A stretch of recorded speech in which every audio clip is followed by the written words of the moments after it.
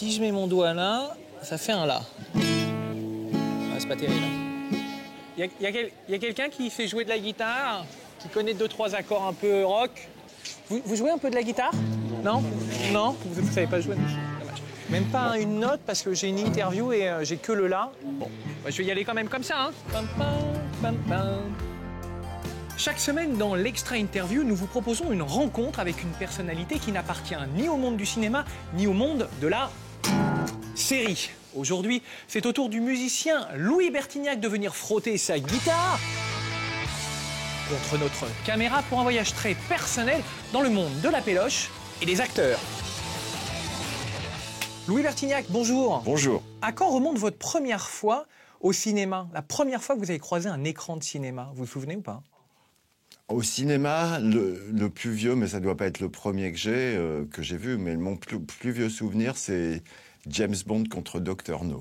C'était mon tonton qui avait emmené tous les cousins, et dont moi, au cinéma. Et je me souviens qu'à la sortie de ce truc, j'avais envie de cogner tous mes cousins. J'avais beaucoup aimé. Très bien. Vous êtes né en 1954. Et alors, j'ai fait un petit jeu. Je me suis dit, tiens, quels sont les films qui sont sortis en 54? Vous allez me dire ceux que vous avez vus. Fenêtre sur cour, Alfred Hitchcock.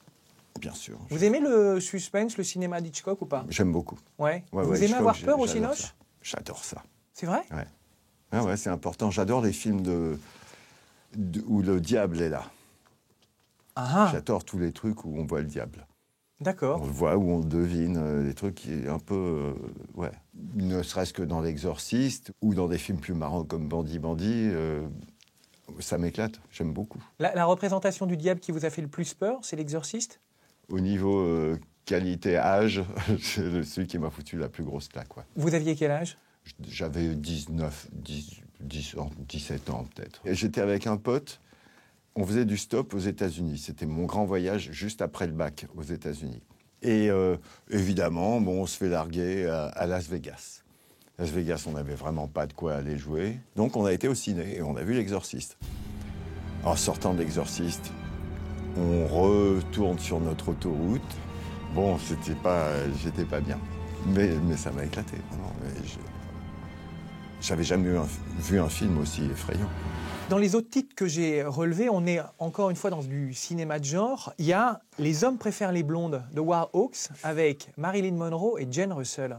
Ça, alors, vous avez vu? Je l'ai vu, mais j'ai pas un grand souvenir. Ça fait trop longtemps. Mais vous êtes plutôt blonde Marilyn Monroe ou brune Jane Russell au cinéma? Franchement, si je peux avoir les deux à la fois, je les prends. Je suis pas regardant au niveau de la couleur des cheveux. Mais voilà, il y en a beaucoup que j'aime aussi, qui ne sont pas de ces deux-là. Chaque époque, j'ai eu mes icônes féminines. Ah oui, il y a eu qui d'autre qui est dans votre panthéon féminin? Romy Schneider, c'était une des premières forcément, craquante. Il y a des actrices. Faye Dunaway. Ah, Faye Dunaway? Oui, j'ai eu ma période Faye Dunaway. D'accord. Aujourd'hui, évidemment, c'est Scarlett Johansson qui emporte le morceau. Je l'aime beaucoup, c'est surtout. Un peu facile. Oui, c'est vrai, c'est facile, oui, mais que tu sois amoureux. Mais oui, c'est normal. Mais elle n'est pas si belle que ça. Elle a un truc qu'elle dégage qui rayonne. On va rien dévoiler, mais vous êtes un père. Oui. Est-ce que le cinéma ou la série, puisqu'on parle de cinéma et de série dans cette émission, est-ce que vous partagez des films ou des séries avec vos enfants? Oui, bien sûr. Quoi, par exemple? Qu'est-ce que vous leur avez montré? Ce que j'ai montré il y a quelques mois, Mrs. Doubtfire. Doubtfire, ouais. Parce qu'il se retrouve, c'était un peu ma position à l'époque, où séparation, se retrouver et savoir que mes filles me manquaient pour qu'elles aient une idée d'à quel point elles me manquaient. Maintenant, je sais pas, c'est résolu. C'est une façon de faire passer des messages pour vous? Oui, aussi, bien sûr, et c'est un bon moyen d'éducation, aucun doute là-dessus. Et puis on parle de tout ça, après le film, on en parle, ou que ce soit même la semaine d'après, on en reparle. Et puis je les branche beaucoup sur la science-fiction aussi. Ah, c'est aussi votre truc, la science-fiction? Ah oui, à fond. D'accord, vous avez vu Prometheus, vous leur avez fait voir Alien, ou c'est non, prévu? Non, pas encore. C'est trop jeune. On va attaquer Star Wars.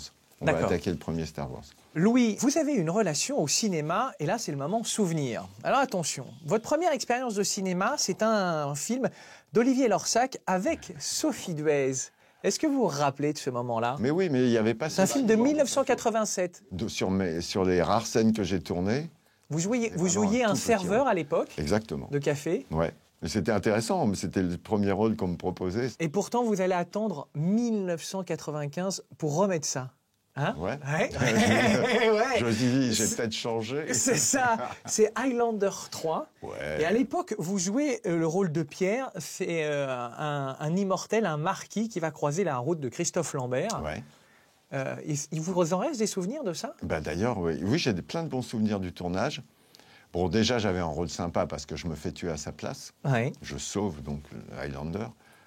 Et j'ai plein de souvenirs assez rigolos. Parce que c'est la première fois où je suis monté volontiers à cheval. Parce que, évidemment, dans le cinéma, ils ont des chevaux, mais qui sont dressés comme. Alors, pour une fois, un cheval faisait ce que je lui demandais quand j'étais dessus. Donc, j'ai passé l'après-midi à cheval au lieu d'attendre dans la roulotte. Ouais. Et j'ai passé un sublime moment. Bon, et alors, quand est-ce que vous y remettez au cinéma?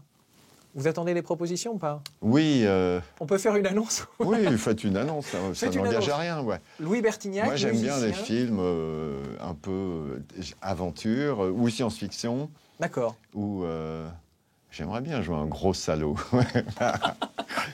Et puis la dernière image que j'avais envie de vous montrer, et là je prends un pari, parce que je ne sais pas si c'est vrai, et c'est ça qui est intéressant. Si je vous montre cet homme-là, est-ce que vous le reconnaissez ou pas? J'ai déjà rencontré ce type. Il s'appelle Michel Hazanavicius. Ah oui, oui, oui. Il m'a tourné un clip. Ce clip, c'était quoi? Je crois que c'était Oubliez-moi, non? Ouais.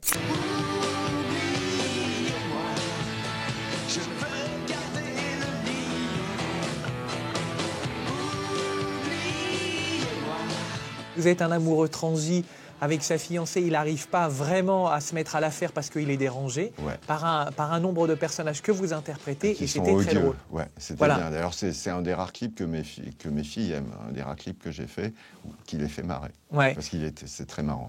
Très bien. Louis, j'ai la chance de vous connaître et je voudrais qu'on fasse je entendre connais ça. votre dextérité musicale. Donc, parce que vraiment, c'est de l'ordre du prodige. Alors, je vous ai On prend un préparé... enfant de 10 ans, Non. Je vous ai préparé des tablatures, comme on dit. Je sais pas lire. Ça, vous ne savez pas lire. Je sais pas lire. Donc ça, c'est foutu. Je sais rien lire. D'accord. Alors, moi, je vais vous proposer un autre exercice. Voilà, on va finir sur ça. On est une émission Bien de... fausse, hein. Je peux l'accorder? Ah, accordez-la, vous nous dites.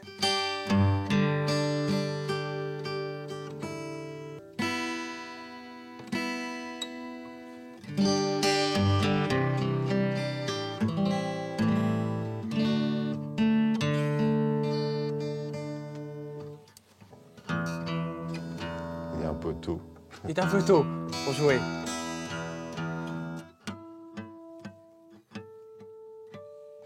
Alors, moi, je vais vous proposer un exercice tout à fait particulier. Ça, c'est notre générique. Ouais. Je vous laisse regarder pour voir si ça vous inspire quelque chose. Ouais, enfin un truc un peu joyeux de toute façon. Hein. Alors, si vous pouviez nous improviser un petit générique.